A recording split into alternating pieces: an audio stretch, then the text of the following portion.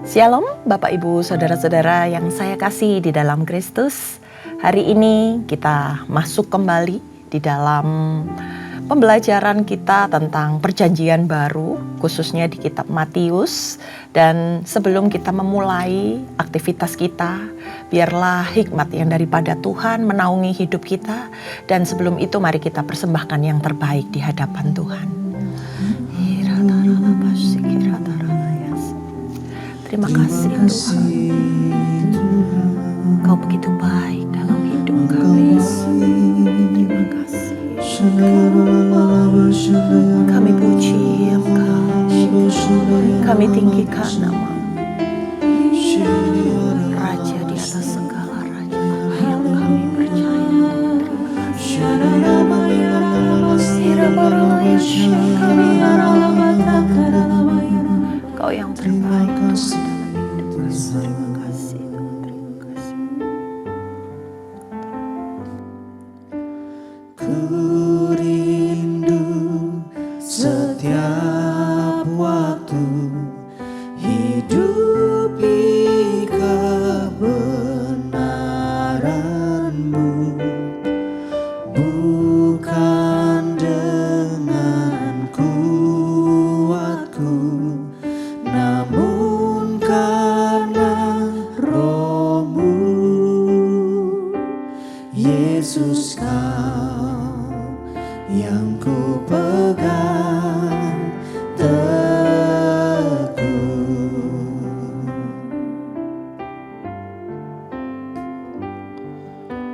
Ku rindu setiap waktu hidupi kebenaran-Mu, bukan dengan kuatku, namun karena Roh-Mu. Yesus, Kau yang ku pegang teguh.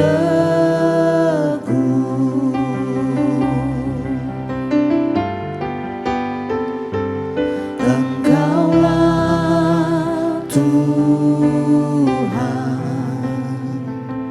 Engkaulah Raja, berdaulat atas hidupku, ku berserah penuh. Engkaulah Tuhan, Engkaulah Raja, berdaulat atas hidupku, ku berserah penuh.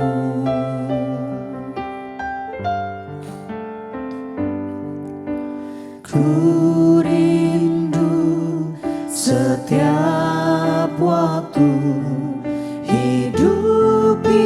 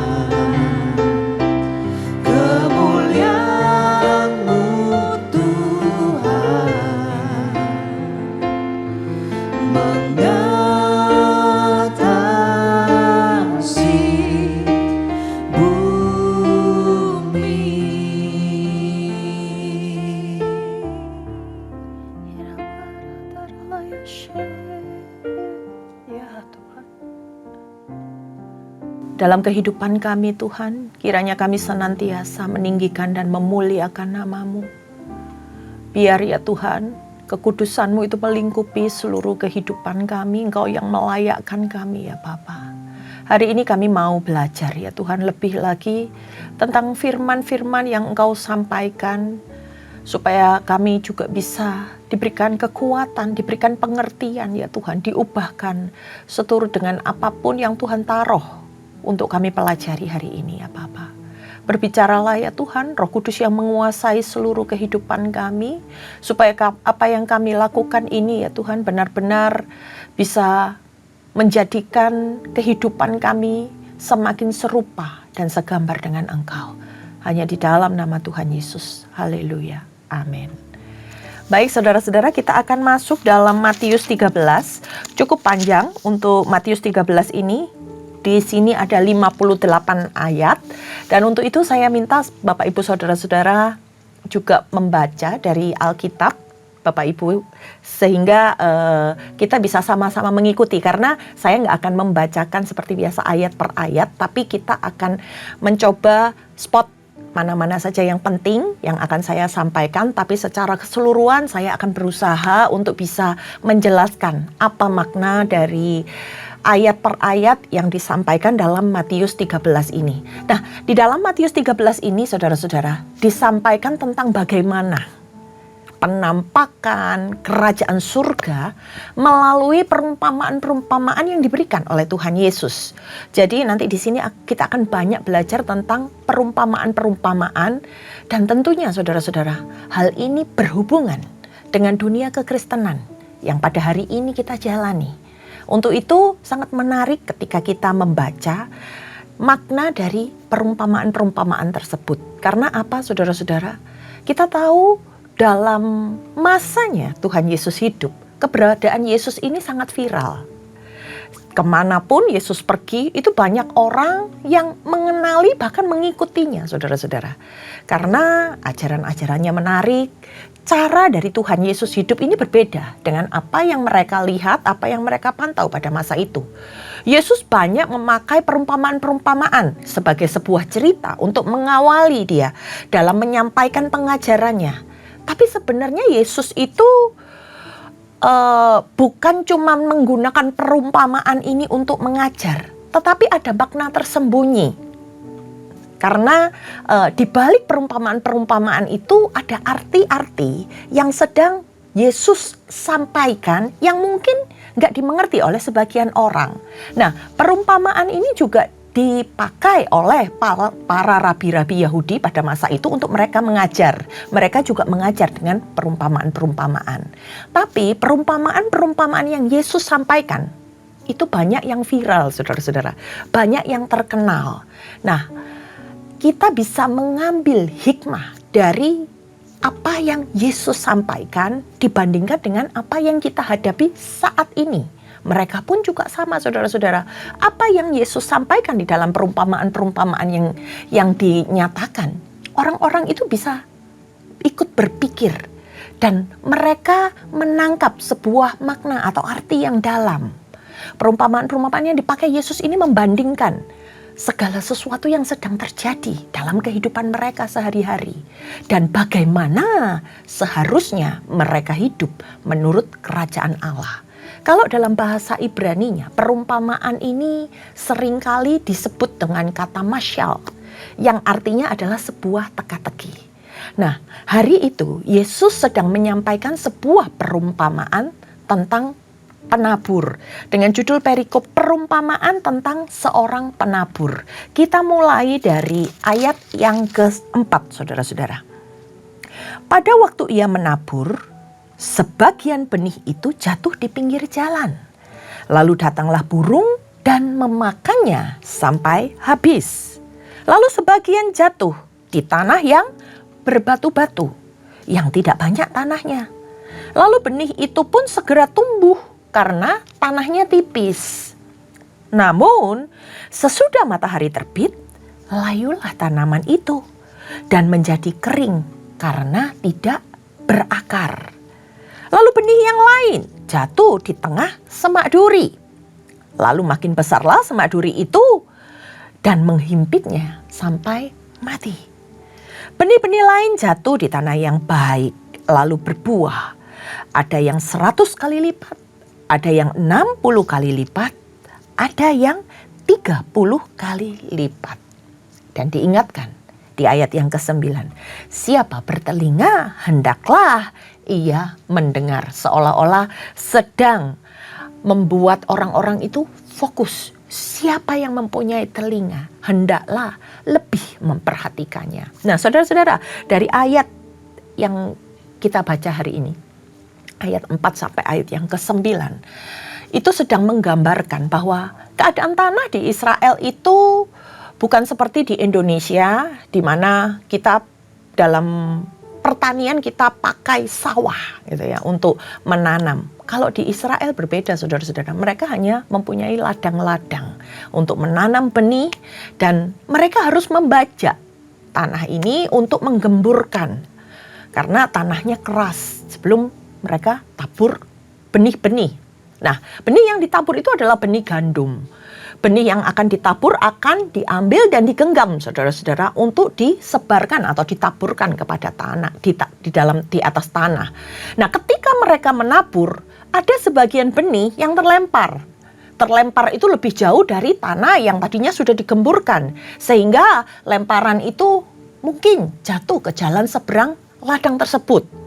Dan setelah tanah itu ditaburi dengan benih, maka mereka akan kembali menggemburkan tanah dan membajaknya sekali lagi. Supaya apa? Supaya benih-benih yang tadi sudah ditaburkan itu tertutup dengan tanah.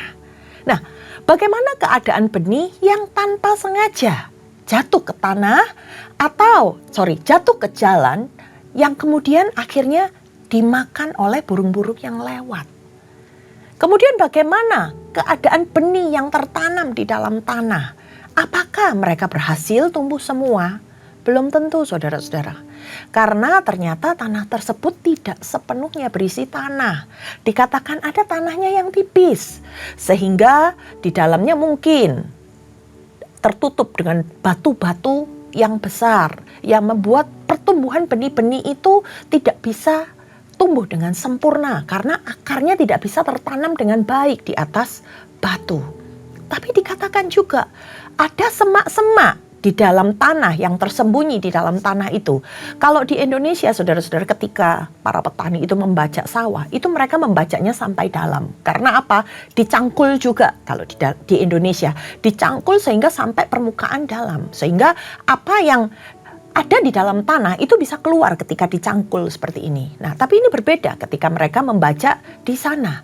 Mereka hanya membaca permukaan tanah sehingga tidak terlalu dalam. Tidak sampai menyentuh semak duri yang mungkin tertanam di dalam tanah yang dalam. Dan akhirnya semak duri ini menghalangi pertumbuhan dari benih-benih tersebut.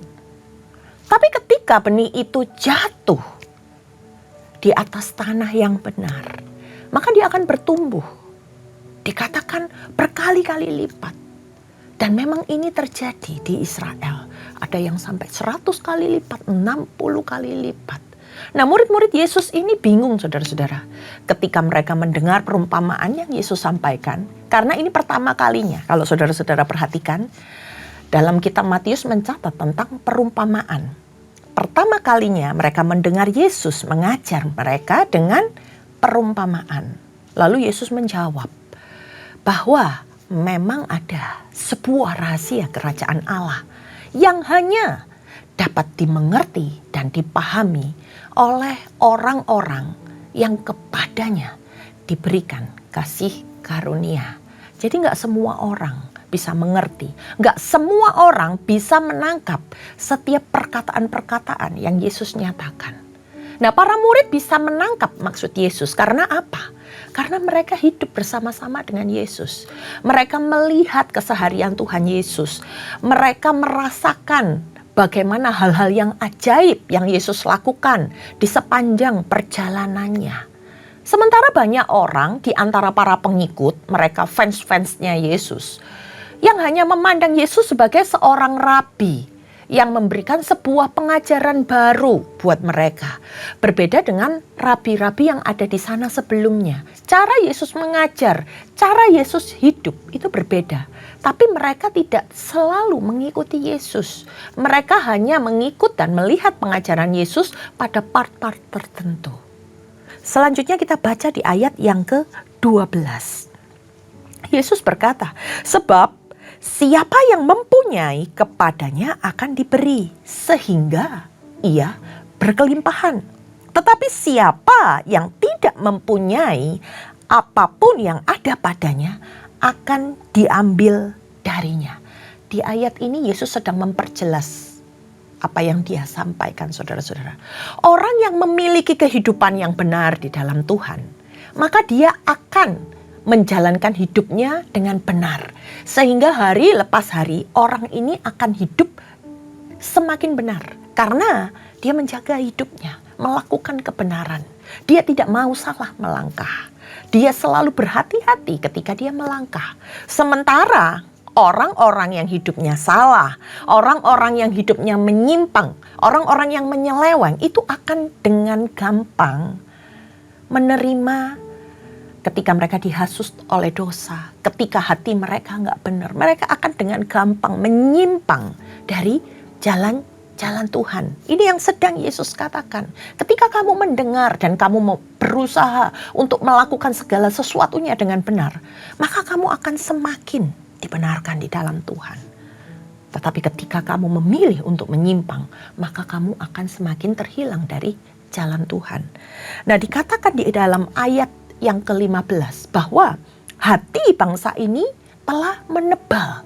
Artinya apa? Hatinya sudah dipenuhi oleh segala sesuatu sehingga firman Tuhan itu nggak bisa masuk dalam hati orang ini. Kalau di dalam perjanjian lama ini sedang menyatakan bahwa hati yang menebal itu adalah hati yang ditutupi oleh lemak. Sehingga firman Tuhan nggak bisa menembus hati mereka.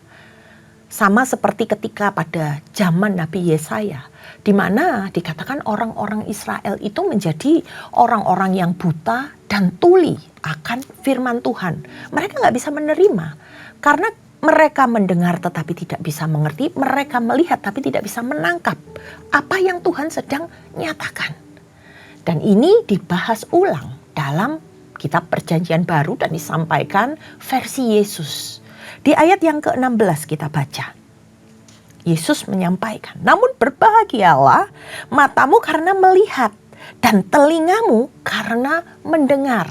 Yesus berkata, berbahagialah kamu para murid yang mau membuka hatimu saat itu untuk kamu bisa melihat dan mendengar apa yang Tuhan sampaikan. Di mana mereka mau bertobat sehingga Tuhan bisa memulihkan keadaan mereka. Dan mereka mau menjalankan kehidupan baru mereka. Mereka meninggalkan versi lama kehidupan mereka dan mereka masuk pada part baru dalam kehidupannya. Sehingga bisa ditanami oleh firman Tuhan dan mereka, apa yang mereka terima ini bisa bertumbuh berkali-kali lipat, saudara-saudara. Hal ini sebenarnya yang ingin dilihat oleh para nabi pada Perjanjian Lama. Bagaimana ada orang-orang yang bisa menangkap pesan Tuhan, orang-orang yang mau digembalakan, orang-orang yang mau benar-benar dibawa menuju arus yang Tuhan mau. Lalu Tuhan memberikan arti dari perumpamaan yang dia sampaikan, tapi kepada para murid, saudara-saudara, bahwa apa yang disampaikan oleh Tuhan Yesus ini sebenarnya secara samar sedang menyindir orang-orang Yahudi pada masa itu. Yesus menjawab, yang pertama, yang jatuh di jalanan adalah orang-orang yang duduk mendengar firman Tuhan. Tapi firman itu gak sampai masuk dalam hati mereka. Kalau dengan perumpamaan hari ini, saudara-saudara, seperti masuk telinga kiri dan keluar di telinga kanan. Jadi mereka secara fisik duduk di kursi gereja. Tapi mereka hanya berusaha untuk terlihat mendengar tanpa menjadi rema dalam hatinya. Itulah benih yang ditabur, yang jatuh di jalanan dan kemudian dimakan oleh burung. Kemudian yang kedua, saudara-saudara, yang jatuh di tanah yang berbatu. Waktu mendengarkan firman mereka antusias. Mereka bertekad untuk ingin berubah. Tapi mereka tidak mau berakar dengan benar. Mereka tidak mau digembalakan di dalam gereja dengan benar. Mereka masih selalu melihat apa yang ada di luar sana. Mereka suka mendengar hal-hal yang dunia tawarkan. Mereka masih membanding-bandingkan untung ruginya dari pengajaran-pengajaran. Sehingga apa? Beban pergumulan hidup itu makin hari makin menghimpit mereka. Karena mereka tidak punya keyakinan tentang kekuatan firman Tuhan. Dan apapun yang mereka dengar, walaupun itu didengar dengan antusias, membuat pertumbuhan rohani mereka tidak stabil. Karena mereka masih bimbang dengan apa yang mereka lihat di dunia. Mereka masih belum mau masuk dan melangkah dengan yakin ke dalam apa yang diajarkan oleh Tuhan. Kemudian yang ketiga, saudara-saudara, kita baca di ayat yang ke-22. Yang ditaburkan di tengah semak duri. Artinya orang yang mendengarkan firman itu lalu kekhawatiran di dunia ini dan tipu daya kekayaan menghimpit firman itu sehingga tidak berbuah. Perhatikan saudara-saudara bagaimana di ayat 22 ini ditegaskan oleh Tuhan. Di ayat ini mereka mendengar firman Tuhan. Tapi kekhawatiran yang ada di dalam hidup mereka itu melebihi janji yang dinyatakan di dalam firman Tuhan. Dijelaskan dengan jelas bagaimana tipu daya kekayaan. Orang-orang yang cinta akan uang membawa kehidupan mereka itu gagal menjadi orang Kristen yang berbuah. Karena mereka fokusnya kepada cinta akan uang. Sehingga apa yang ditabur itu mereka terlalu overthinking dengan apa yang mereka ingin dapatkan. Kekhawatiran bagaimana kalau saya tidak kaya, bagaimana kalau kekayaan saya tidak bertambah, bagaimana kehidupan anak keturunan saya, tanpa mereka memperhatikan janji Tuhan. Karena cinta akan uang ini menggeser bahwa janji Tuhan itu akan digenapi. Orang yang hidup benar di dalam Tuhan pasti akan menerima segala sesuatu yang terbaik dari Tuhan. Nah, kemudian saudara-saudara, benih yang ditabur dan tumbuh di tanah yang baik itu adalah mereka yang mau mendengar dan mereka mau melakukannya. Dan ini membuat mereka hidup di dalam fase yang berbuah. Mereka jadikan firman Tuhan itu sebagai dasar kehidupannya. Sekalipun mungkin hasil atau buahnya itu berbeda-beda jumlahnya. Tapi apapun yang ditabur itu mereka buat sebagai fondasi. Mereka pakai sebagai bahan untuk mereka bisa bertumbuh dengan janji-janji Tuhan, dengan kekuatan yang dari Tuhan. Mereka bisa bertumbuh di dalam kehidupan kekristenan mereka. Mereka bisa berbuah. Apapun yang Tuhan berikan, apapun yang Tuhan izinkan terjadi. Mereka tahu bahwa ini semua mendatangkan kebaikan. Sekalipun jumlahnya berbeda-beda. Tapi mereka menyadari bahwa di situ ada campur tangan Tuhan. Di dalam Tuhan menabur, menanam, kemudian bagaimana Tuhan membuat kehidupannya bertumbuh dan akhirnya bisa berbuah. Yang pastinya buahnya bisa dinikmati oleh Tuhan maupun orang-orang yang ada di sekitarnya. Lalu perumpamaan selanjutnya saudara-saudara yaitu perumpamaan tentang lalang di antara gandum. Nah, perumpamaan yang sama tentang sebuah ladang pertanian yang hari itu ditaburi dengan benih yang baik. Hal ini kita lihat di dalam ayat yang ke-25. Namun, pada waktu semua orang tidur, datanglah musuh yang menaburkan benih lalang di antara gandum lalu pergi. Nah, hal ini biasa terjadi saudara-saudara. Ketika ladang itu ditanami oleh petani, lalu ada musuh yang datang kemudian dengan sengaja menabur benih lalang. Dan kemudian benih lalang dan benih gandum ini tumbuh bersamaan. Dan model daunnya itu hampir sama saudara-saudara. Antara daun dari gandum dengan daun dari lalang, tapi bulirnya itu berbeda. Kalau terlihat dari jauh, mereka sepertinya sama. mereka bertumbuh bersama. Tapi bulir gandum ini layak untuk dimakan. Sementara bulir dari lalang ini mengandung semacam racun. Tapi dikatakan, tuan pemilik ladang itu melarang untuk mereka mencabut ilalang pada saat mereka bertumbuh bersama. Karena apa? Mereka bertumbuhnya itu ternyata secara seperti melilit gitu, saudara-saudara. Sehingga tuan ini takut kalau lalang itu dicabut, maka bulir gandum juga ikut tercabut. Maka mereka dibiarkan bertumbuh bersama sampai pada waktu menuai. Nah, kita baca di ayat yang ke-30. Biarkanlah keduanya tumbuh bersama sampai pada waktu menuai. Pada waktu itu aku akan berkata kepada para penuai, kumpulkanlah dahulu lalang itu dan ikatlah berkas-berkasnya untuk dibakar. Kemudian kumpulkanlah gandum itu ke dalam lumbungku. Waktu menuai, akarnya dipotong semua dan kedua bulir ini akan dipisahkan dengan mudah. Gandum akan dimasukkan ke dalam lumbung, sementara lalang akan dibakar, kata si empunya ladang tersebut. Kemudian perumpamaan tentang biji sesawi dan ragi. Ini perumpamaan yang ketiga ya saudara-saudara. Kita baca di dalam ayat yang ke-32. Memang biji itu yang paling kecil dari segala jenis benih. Tetapi apabila sudah tumbuh, sesawi itu lebih besar daripada sayuran yang lain. Bahkan menjadi pohon. Sehingga burung-burung di udara datang bersarang pada cabang-cabangnya. Saudara-saudara, biji sesawi ini dikatakan merupakan benih terkecil dari tanaman. Tapi ketika dia tumbuh, dia bisa bahkan tingginya itu hampir 3 meter, saudara-saudara. Ini yang Yesus ingin nyatakan di dalam kerajaan sorga. Dimulai dari sesuatu yang kecil, yang sederhana, tapi kemudian bertumbuh dan menjadi sebuah kerajaan yang besar dan kokoh. Yesus sedang memperlihatkan kehidupannya dalam penglihatan mereka. Yesus sedang menampilkan hal-hal yang sederhana, yang simpel melalui kehidupannya sehari-hari. Sampai menjadi sebuah batang pohon yang akhirnya dikatakan bisa dipakai untuk tempat bersarang burung-burung. Ada beberapa tafsiran yang menyebutkan bahwa burung-burung yang bersarang ini mewakili bangsa-bangsa yang dikatakan nantinya akan berlindung dalam kerajaan Allah. Nah, kemudian demikian juga dikatakan tentang perumpamaan ragi adonan.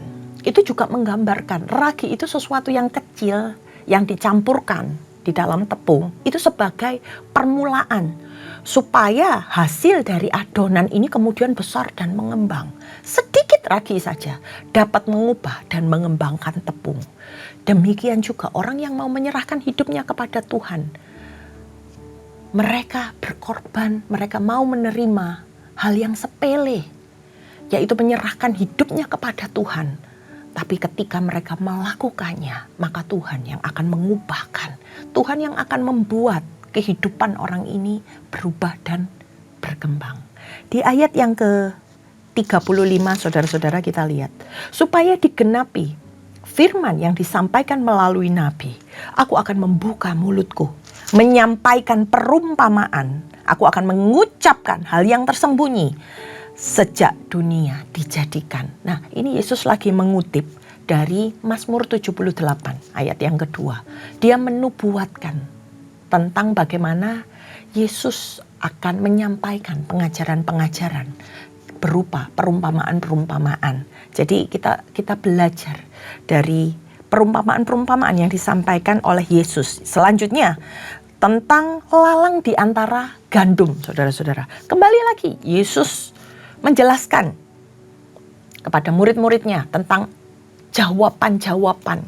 Setelah Yesus meninggalkan orang banyak, Yesus menjawab, siapa sih tokoh-tokoh yang ada di ladang tersebut?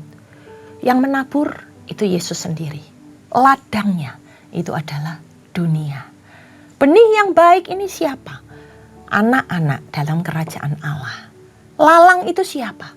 Lalang adalah pengikut-pengikut si jahat. Lalu musuh yang menabur benih di malam hari itu dikatakan adalah iblis. Kita baca di ayat yang ke-40. Jadi seperti lalang itu dikumpulkan dan dibakar dalam api, demikian juga pada akhir zaman. Anak manusia akan menyuruh malaikat-malaikatnya dan mereka akan mengumpulkan dari dalam kerajaannya segala sesuatu yang menyebabkan orang berbuat dosa. Dan semua orang yang melakukan kejahatan lalu mencampakkan mereka ke dalam tungku berapi. Di sanalah akan terdapat ratapan dan kertak gigi. Pada waktu itulah orang-orang benar akan bercahaya seperti matahari dalam kerajaan Bapa mereka. Siapa bertelinga, hendaklah ia mendengar. Ending dikatakan di sini pada akhir zaman. Ketika setelah musim menuai, iblis dan para pengikutnya itu digambarkan sebagai lalang yang akan dikemas, dikumpulkan, kemudian dibakar di dapur api sebagai gambaran neraka. Siapa mereka? Mereka adalah orang-orang yang menyesatkan orang lain. Orang-orang yang hidup di dalam dosa. Mereka sebagai pelaku-pelaku kejahatan. Nah sebaliknya saudara-saudara, orang-orang benar itu adalah bulir-bulir gandum. Orang-orang yang mau menjaga hidupnya dengan benar. Orang-orang itu akan bercahaya dalam kerajaan Allah. Bukan berarti saudara-saudara, lalang ini bukan orang-orang Kristen. Tapi kemungkinan itu ada di antara kita. Bahkan mungkin kita sendiri masih seringkali lebih condong kepada apa yang dunia ini ajarkan. Kita tidak berpegang teguh kepada firman Tuhan. Kita separuh-separuh di dalam menjalankan kekristenan. Tapi Tuhan ingatkan, siapa bertelinga, hendaklah hari ini dia mendengar dan memeriksa hidup kita. Peran kita sebagai apa? Bulir gandumkah yang bisa bertumbuh dan berbuah? Atau ternyata kita ilalang yang justru merusak di tengah-tengah rumah Tuhan yang kita hidup hari ini. Nah selanjutnya perumpamaan tentang jala yang besar. Saudara-saudara. Perumpamaan tentang harta terpendam dan mutiara yang berharga. Nah ini sebuah perumpamaan yang sama. Orang Yahudi itu seringkali takut pencuri itu mengambil harta yang mereka miliki. Maka yang mereka lakukan adalah memendam harta kekayaan mereka. Tapi di kemudian hari, mungkin setelah mereka meninggal, bisa saja tanah itu kemudian digali oleh orang lain. Dan mereka menemukan sebuah harta yang berharga di dalam tanah tersebut. Dan orang ini ingin memiliki ladang tersebut. Lalu mereka menjual, orang ini menjual apa yang mereka miliki untuk bisa membeli tanah tersebut. Karena dia melihat ada sesuatu yang berharga yang mereka lihat dalam tanah ini. Dan ini juga dibandingkan dengan sebuah mutiara yang berharga. Apa makna dari perumpamaan tersebut? Barang berharga ini diibaratkan sebagai kerajaan Allah. Yang ketika seseorang menemukannya, maka dia akan melepaskan apa yang dia miliki sebelumnya untuk datang ke tanah tersebut untuk memiliki barang berharga ini. Ketika seseorang menemukan persekutuan yang berharga dengan Tuhan, maka orang ini akan meninggalkan apapun yang dimilikinya, apapun yang ada di masa lalunya untuk bisa mendapatkan apa yang hari itu dipandang lebih berharga dari segala sesuatu yang ada di dunia ini. Sehingga dia mengorbankan kehidupan yang lamanya, masa lalunya dengan perasaan sukacita. Ketika kita ketemu kerajaan Allah, ketika kita merasakan bagaimana hadirat Tuhan itu bisa mengubahkan dan memulihkan kita, kita datang kepada Tuhan dengan sukacita. Ketika kita dibentuk, diproses oleh Tuhan, kita akan melakukannya dengan penuh sukacita. Hal ini yang dilakukan oleh murid-murid Yesus. Mereka meninggalkan kehidupan mereka yang lama untuk masuk ke dalam hidup yang lebih berharga bersama dengan Yesus. Kemudian satu perumpamaan lagi saudara-saudara tentang jala yang besar atau pukat. Di ayat yang ke-47 dikatakan kerajaan sorga itu seumpama jala besar yang telah ditebarkan di laut, lalu terkumpullah berbagai jenis ikan. Setelah penuh jala itu diseret orang ke pantai, lalu duduklah mereka dan mengumpulkan ikan-ikan yang baik dalam tempayan dan ikan-ikan yang tidak baik mereka buang. Latar belakang dari kehidupan para murid adalah nelayan. Sehingga Yesus menyampaikan perumpamaan tentang pemisahan ini. Ikan yang termasuk tidak berharga itu akan dibuang, saudara-saudara. Ikan-ikan semacam apa? Ikan-ikan yang nggak bersisik, karena mereka menyadari ikan-ikan yang tidak bersisik itu haram. Sedangkan ikan yang baik akan mereka kumpulkan di semacam bak yang besar. Nah, dari sini Yesus seolah-olah sedang menjelaskan, sebagai penjala manusia, mereka tidak hanya menjaring ikan-ikan yang baik saja. Ketika ada di gereja, mungkin ada ikan-ikan yang tidak baik yang ikut terjaring. Tapi perhatikan, di hari penghakiman, Tuhan akan memisahkan yang baik dengan yang tidak baik. Di ayat yang ke-51 kita lihat. Mengertikah kamu semuanya itu? Jawab mereka, ya. Lalu berkatalah Yesus kepada mereka, karena itu, setiap ahli Taurat yang telah diajarkan tentang kerajaan surga itu seumpama tuan rumah yang mengeluarkan harta yang baru dan yang lama dari perbendaharaannya. Yang dimaksud Matius ketika dia menulis ini adalah dia sedang menyampaikan seolah-olah ajaran Yesus ini sebagai sesuatu yang baru, yang melengkapi apa yang sudah dituliskan di dalam perjanjian lama. Sehingga penggenapan atas nubuatan-nubuatan itu dikatakan sebagai sebuah harta yang baru. Nah, di perikop yang ke-7, yang terakhir, karena Matius 13 ini ada 7 perikop, saudara-saudara. Judul perikopnya sesuatu yang berbeda, bukan tentang perumpamaan, tetapi bagaimana setelah mengajar Yesus ditolak dari Nazaret. Yesus tinggal di Nazaret sebelum itu adalah sekitar 30 tahun. Mereka takjub, saudara-saudara, mendengar pengajaran-pengajaran Yesus. Kok bisa orang ini mengajar sedemikian luar biasa? Tapi mereka, orang-orang yang ada di Nazaret ini, tetangga-tetangga Yesus, meragukan juga. Bagaimana seorang Yesus yang hidupnya sederhana, hidup sehari-hari bersama dengan mereka, anak seorang tukang kayu, bagaimana dia bisa mengadakan mujizat-mujizat yang luar biasa? Bagaimana seorang Yesus ini yang hanya sekedar anak tukang kayu bisa mengajar tentang agama? Mungkin ada sebuah perasaan yang iri dan meremehkan Yesus. Dan bukankah ini juga dialami oleh Nabi Yeremia ketika dia ada di Anatot, di kota asalnya? Mereka juga melawan Nabi Yeremia di tempat di mana dia berasal. Kita baca di ayat yang ke-57. Mereka pun kecewa dan menolak dia. Yesus berkata kepada mereka, seorang nabi dihormati di mana-mana, kecuali di kampung halamannya dan di rumahnya. Karena mereka tidak percaya, tidak banyak mujizat diadakannya di situ. Karena penolakan dan rasa tidak percaya. Dikatakan Yesus nggak membuat banyak mujizat. Mujizat itu, saudara-saudara, hanya akan terjadi bagi mereka yang percaya. Mereka yang tidak percaya tidak akan bisa melihat mujizat. Karena keyakinan itu berasal dari hati kita. Ketika kita mempercayai Tuhan, maka Tuhan akan mengadakan setiap hal untuk memulihkan kehidupan kita. Demikian dari apa yang bisa saya sampaikan di Matius 13 ini, kiranya bisa menjadi pembelajaran kita dan melengkapi kehidupan kita di dalam Tuhan. Mari kita tundukkan kepala. Bapa, kami mengucap syukur kalau kami boleh mendengar Tuhan, kalau kami boleh dijelaskan tentang apa-apa yang Engkau tulis ya Tuhan di dalam kitab Matius ini. Biar ini semua menjadi benih yang baik, yang tertanam di tanah yang subur, yang bertumbuh dan berbuah menghasilkan buah yang berlipat kali ganda. Dan biar Tuhan melalui ini semua kehidupan kami bisa menjadi berkat ya Tuhan, bisa menyenangkan hati-Mu. Kami serahkan ya Tuhan seluruh kehidupan kami ini hanya di dalam nama Tuhan Yesus Kristus.